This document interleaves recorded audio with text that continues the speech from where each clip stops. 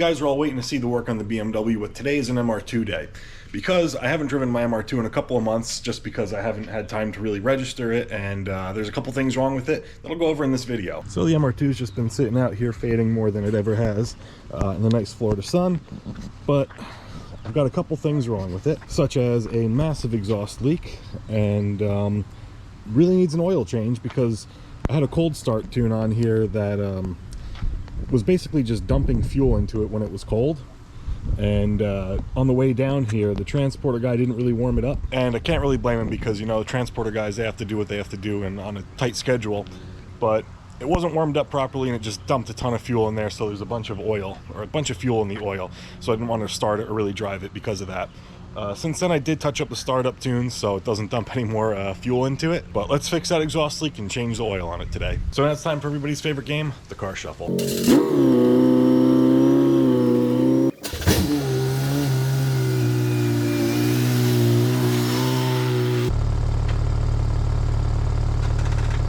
So the MR2 has been sitting for a little too long, the battery's a little too dead, and that solar panel isn't really, I guess, up to the task of trying to revive a completely dead battery. So let's try to jump it. Got the old trusty dusty $35 EverStart on there, on the EverStart battery.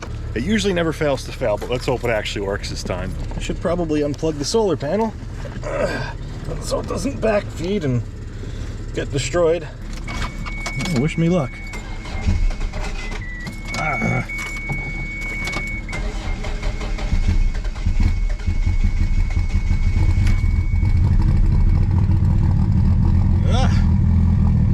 This time it actually did fail to fail, so I'm pretty happy about that. Oh yeah, listen to that cold start. Low.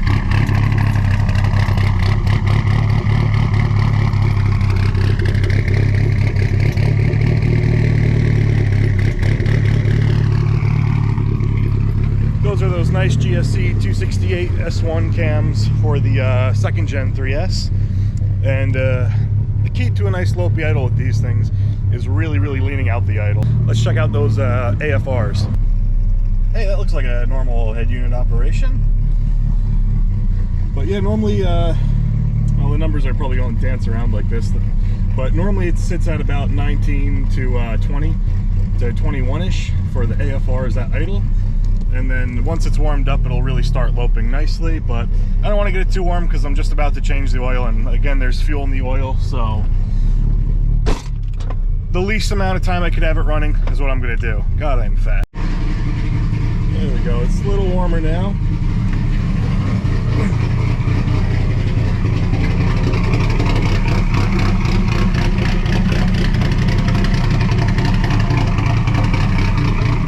Got the BMW idling right now. Let's kind of let it recharge the battery. It hasn't been running in quite a while.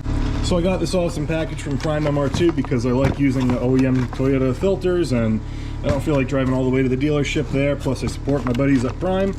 They also sent me this cool key tag, which I'll definitely be putting on, as well as this neat sticker that'll go in one of my toolboxes, and some gaskets, a turbo manifold gasket to the turbo, and then there in here is an oil feed and oil return gasket for the turbo as well as some free candy, which is pretty sweet. Literally. Some dum-dums, because I'm a dum-dum, and some Sour Patch. Because I'm not fat enough. Thank you, Brian, for that. Listen here, buddy, you're the reason I'm fat, alright? So, I got one ravioli shy of 3 cans. Alright, let's pop the hood. Ooh, popped up by itself this time. Normally I have to do the old Fonzie thing and kind of hit it up. Ooh-wee. The transport definitely got her a little dirty, didn't it? So, the issue here with the exhaust leak is actually right down about, yeah, ooh, yeah, hot. Engine hot from running.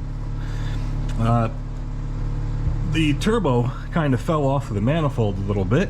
There's no, I think there's 2 missing bolts here. One was completely backed out, and yeah, the exhaust, you can tell, like right here where the coolant lines are and everything, if there's enough light in here, which it looks like there might just be. This was all covered in soot. I kind of cleaned it up a little bit a couple weeks ago, but yeah, so basically it was just blown out exhaust there, and I was not hitting the requested PSI anymore. So it's kind of acting like it's a own built-in wastegate. Yeah, I'm hoping I can get away with just tightening these. These are metal gaskets in there and they're pretty thick. So there's kind of a low likelihood of them just kind of blowing out like as if you use the really thin non-OEM gaskets. So I'm hoping I can kind of just get away with slapping some of these nuts on there and then hoping it'll kind of not leak. Now, of course, the best thing to use for something like this is like stage 8 lock nuts.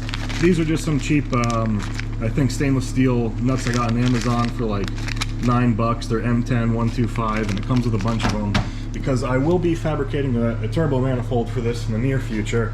So I'm just going with a temporary setup. Biggest reason why, because in 2 days it is Tuesday, 2/22/2022, and it's the only one I'll be alive for that is 22 in the ending year, because I don't think I'm gonna make it to 2/22/22.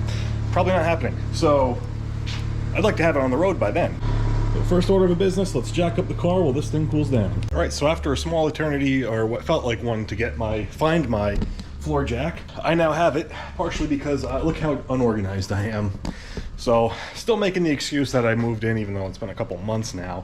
But I gotta take care of that stuff. I also found a bunch of N54 injectors that probably should sell for really, really, really cheap.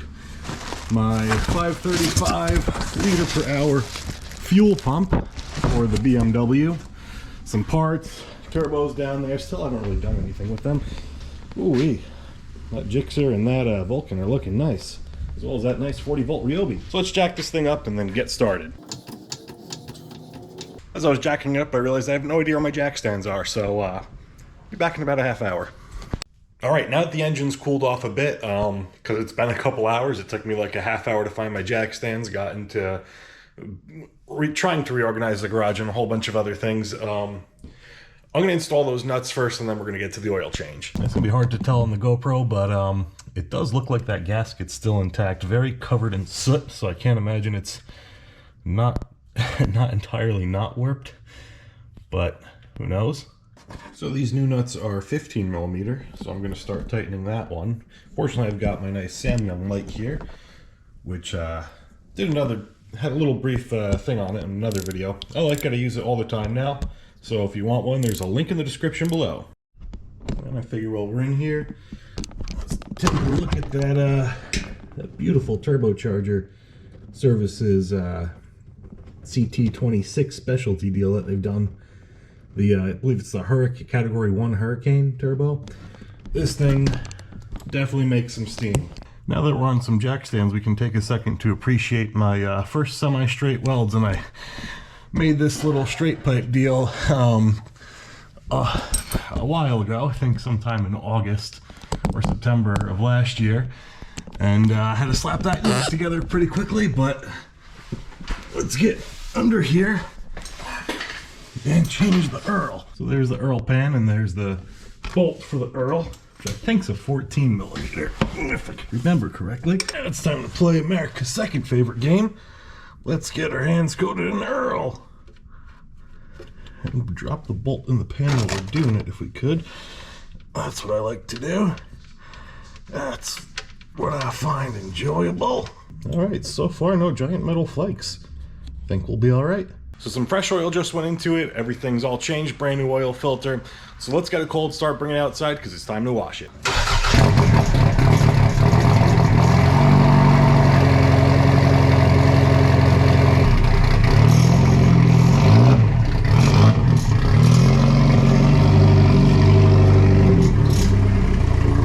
And of course it's nighttime now, so perfect time to wash the car, so that way it can dry off in the garage.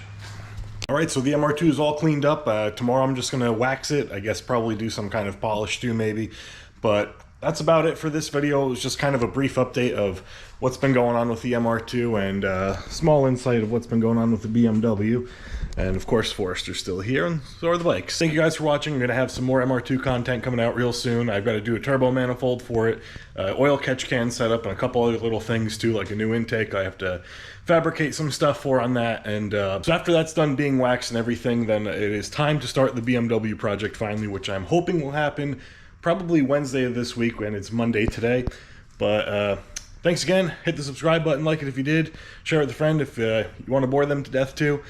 And remember, as always, keep it foul.